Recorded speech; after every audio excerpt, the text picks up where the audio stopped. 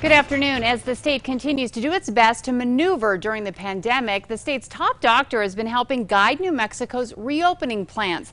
Today, he provided an update without the governor. News 13's Gabrielle Burkhart sat in on his webinar. Gabrielle. It wasn't the usual press briefing with the governor at his side, but Health and Human Services Secretary Dr. David Scrase gave us a look at where New Mexico stands today and where it looks like we're headed. I think if you picked one thing that really has gotten us the success that we're seeing in our state, it's our attention to and success with testing.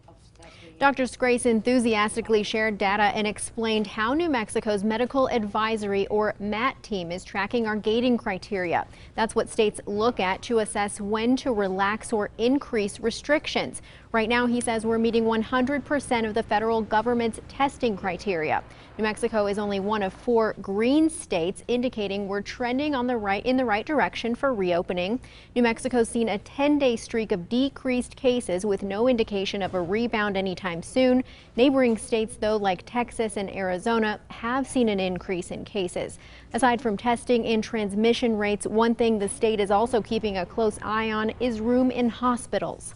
But if our ICUs were full and couldn't expand any further, and we were in crisis standards of care around the whole state, there's absolutely no question that we'd have to go rapidly backwards through the steps.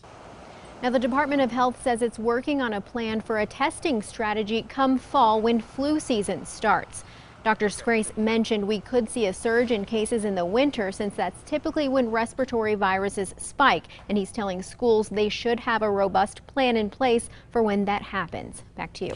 Okay, thanks, Gabby. Now, right now, he says it is taking contact tracers roughly 23 hours from the time they receive a positive test to contact and isolate that person.